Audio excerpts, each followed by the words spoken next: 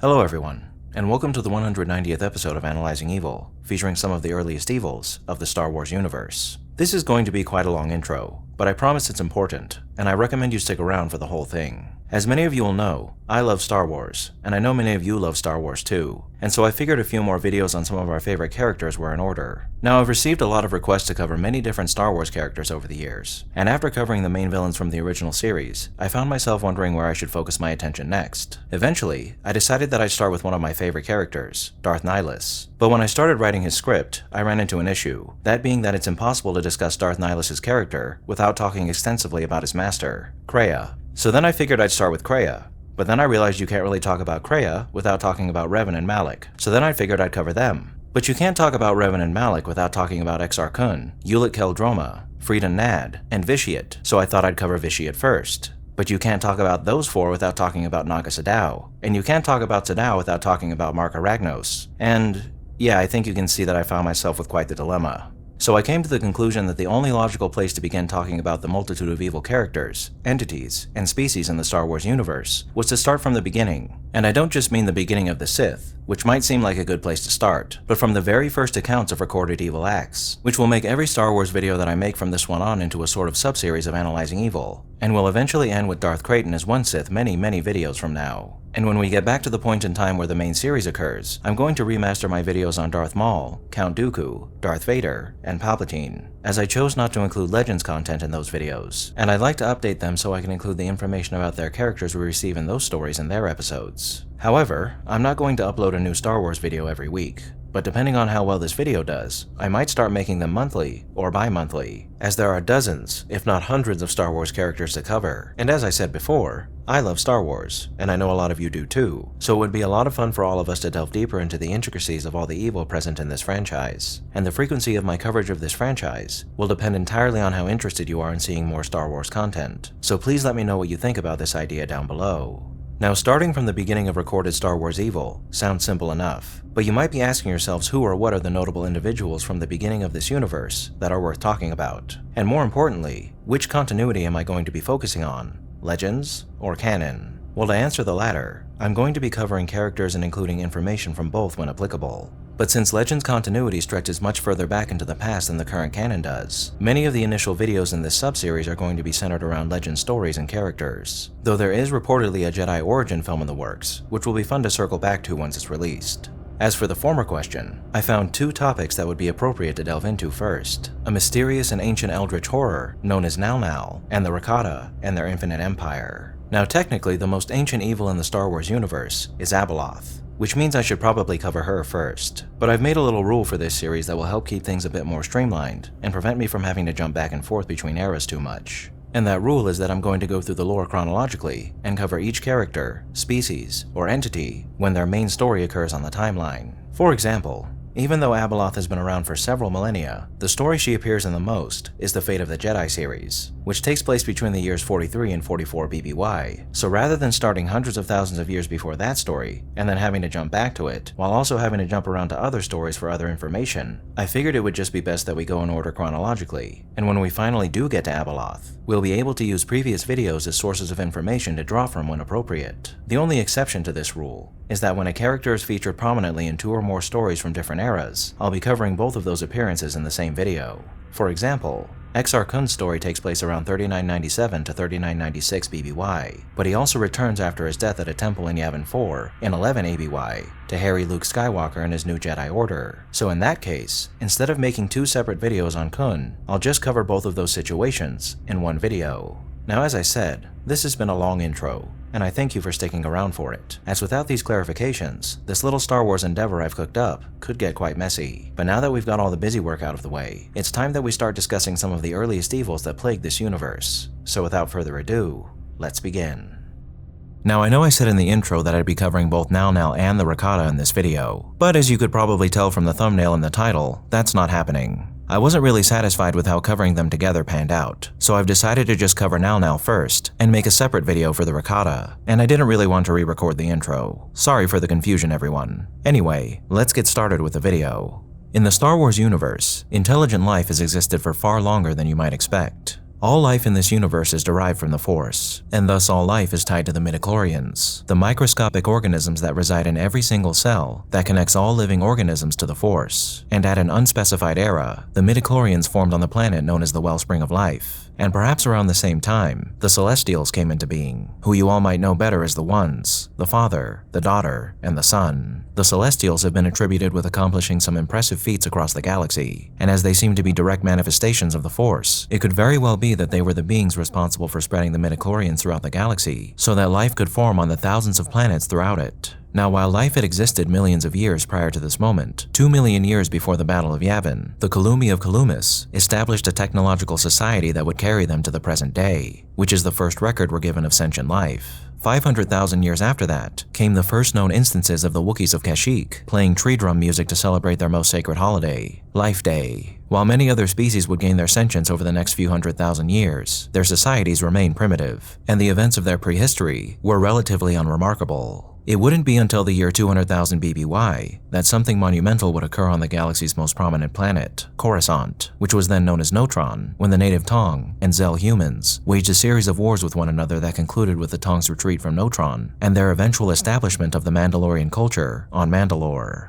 Now, aside from this single record of war, as is true with any society, all the various species of the galaxy likely warred amongst each other or with one another and committed grave injustices from time to time. But in the absence of any verifiable accounts of villainy during these time periods, what evils did occur on each of these planets is unknown. So, we need to look to what we can confirm, which brings us back to the Celestials and the year 100,000 BBY. Gifted with immortality and a near unmatched connection to the Force, the Celestials began to directly intervene in galactic affairs by enslaving various species and using their labors to build fantastic technological marvels that allowed them to shape portions of the galaxy according to their will. The species that the Celestials enslaved were the Gree, the Qua, the Rakata, and the Killiks, the latter from whom much of the information we know of the Celestials is derived. For the collective memory of a Killik hive, like the Thurut, reached back to the very beginnings of the galaxy. The Gree, the Qua, and the Killik all had begun to create advanced technologies like starships and the Qua's infinity gates, and so they seem to have been placed in roles that required them to assist the Son and the Daughter in designing and manufacturing machines like Centerpoint Station and Sinkhole Station, devices that allowed the Celestials to do things like craft the Corellia system, move the black holes that surround the Maw cluster into place, and create the hyperspace barrier that surrounded the galaxy and cut off the unknown regions from the rest of the galaxy.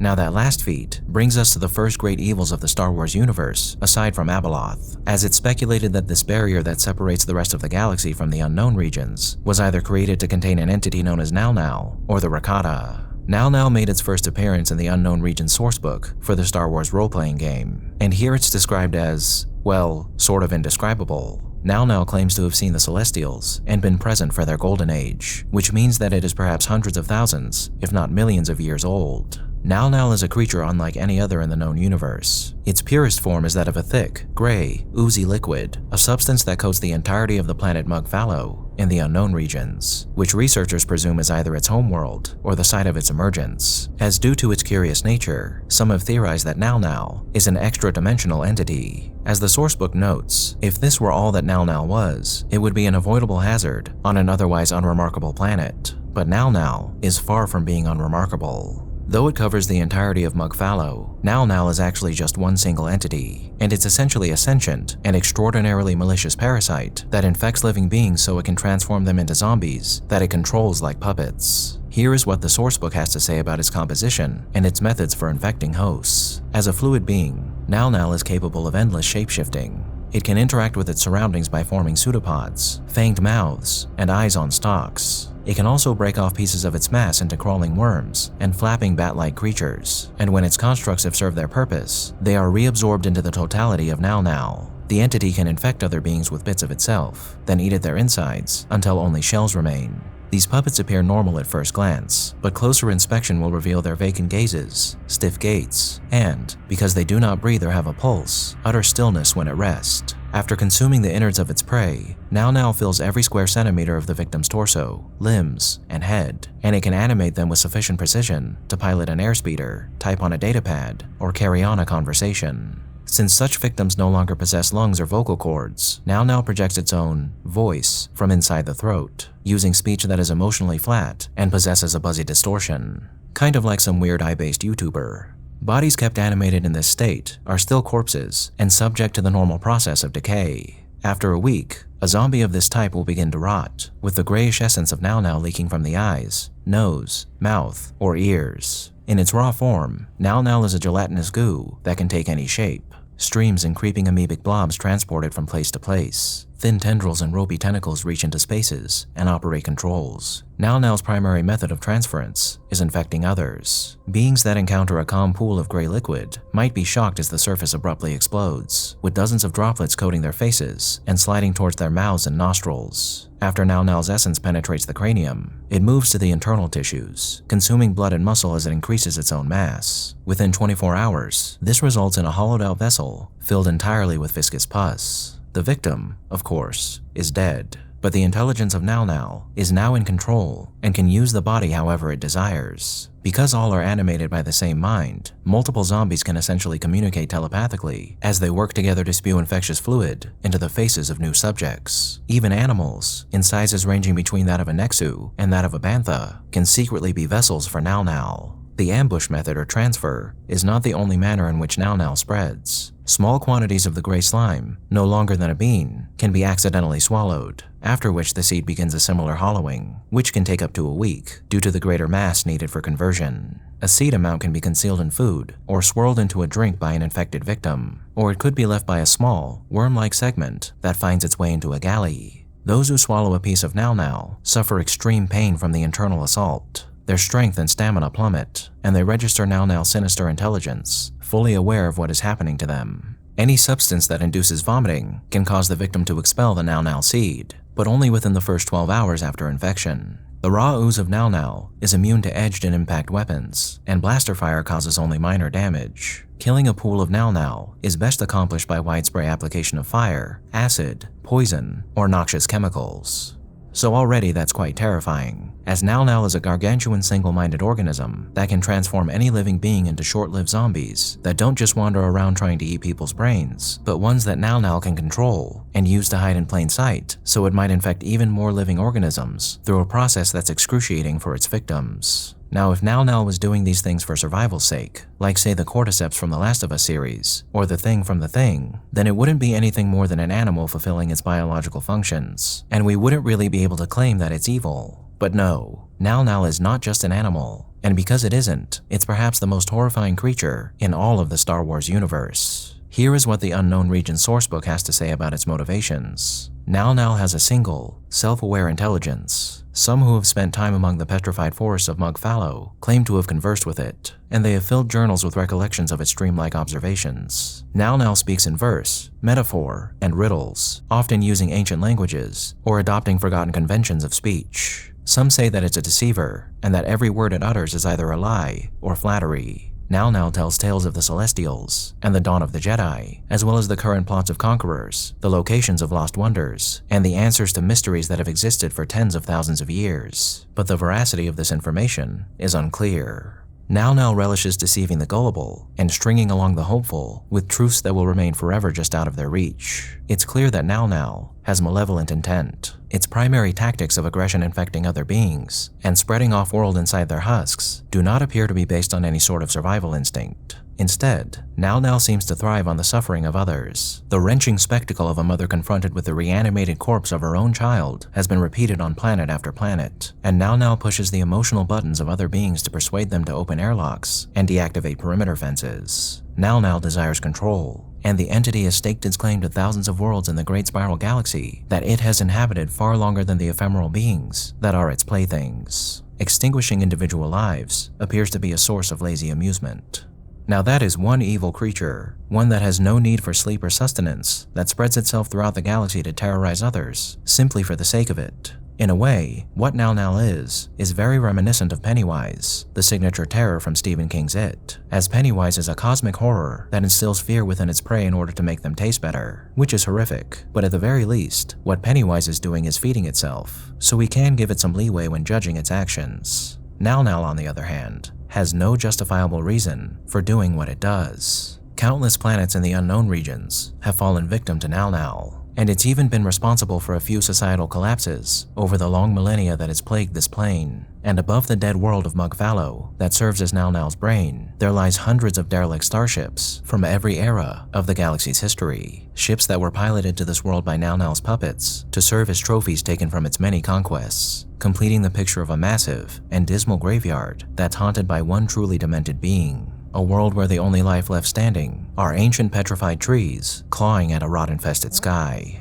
It is a terror without purpose, a monster that only devours for amusement and amusement alone, and the theory that Nal-Nal is an extra-dimensional entity perhaps explains why it chooses to do this. The sourcebook notes that Nal-Nal desires control, but I believe that control is secondary to its true goal of entertaining itself in any way it can imagine. As a being that defies all logic and has no biological equal in the known universe, perhaps Nal-Nal comes from a dimension where there are many others like itself. But after some sort of freak accident, it ended up in this one, an immortal being who wants for nothing, that finds itself in a strange world filled with strange creatures, with no purpose other than eking out its existence, completely alone, in a foreign universe. So in the absence of a true purpose, Nal-Nal decided to make a purpose for itself. And that purpose was to make its otherwise lonesome and pointless existence as entertaining as it possibly could. And with no morals and absolutely no connection to any other being in this dimension, there are no limits to what Nal-Nal will do to entertain itself. And its creation of puppets that it could use to push others past their limits emotionally and mentally before invading them as well and consuming them is reminiscent of a macabre scientist who's experimenting with living organisms to see what sort of reactions it can get out of them as it conducts its dreaded research. For Nal-Nal, life is but a game, and all the cosmos are its playground,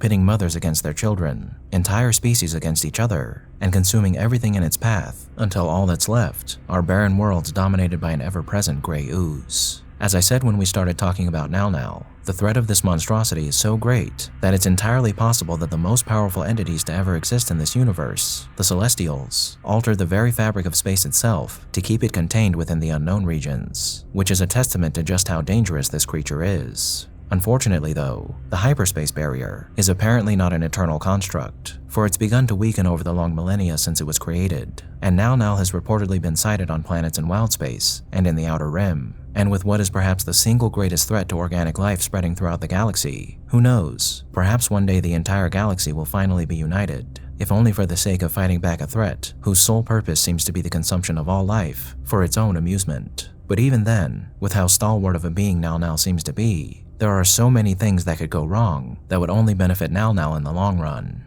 You could send legions of beings to Mnggal-Mnggal to scour its surfaces with chemicals and fire until each drop of Nal-Nal is destroyed, but that would require billions upon billions of individuals working in concert to accomplish this feat, as exterminating a planet-sized organism is no easy task. And as this extermination progressed, it's more than likely that Nal-Nal would infect enough people during this process that it would eventually infect everyone involved, afterwards sending them back to their ships so they could spread throughout the entire galaxy and quickly consume everything in their path. So perhaps the answer is to destroy Mnggal-Mnggal itself with a superweapon like the Death Star, obliterating all of Nal-Nal in one fell swoop, so it wouldn't have the opportunity to infect people arriving on Mnggal-Mnggal to destroy it. However, with how resilient Nal-Nal is, who's to say that blowing Mnggal-Mngal to smithereens wouldn't just send pieces of Nal-Nal flying in a million different directions across the stars and accomplish much the same thing that a more personal extermination effort would.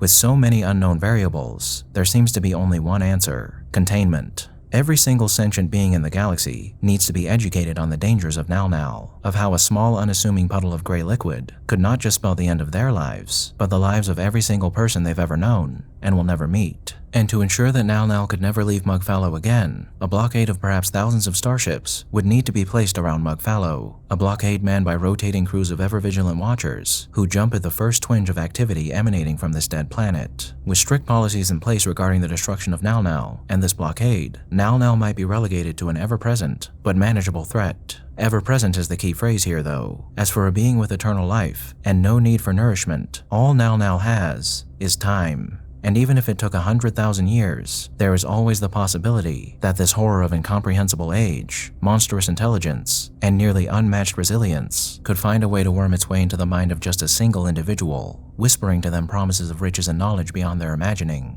of power and wealth unlimited that they could have at their fingertips if they would only just let it in. And that is the true terror of Nal-Nal. an entity with endless potential, infinite time, and an appetite for inflicting the cruelest horrors you can imagine upon every living being in the entire universe just to satisfy its desire for entertainment. And with all that we've learned about this dread abomination in mind, I feel safe in stating that this is one of the most horrifying evils that has ever been imagined.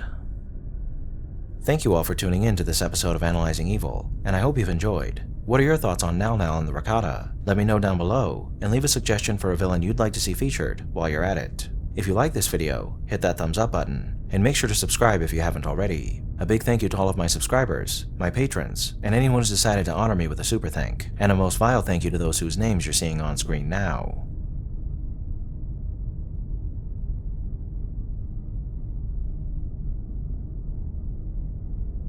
Join the channel's Discord server and subreddit to interact with myself and the community, and follow me on the social media platforms listed below to keep up with the channel. As always, thanks for watching, and I'll be seeing you soon.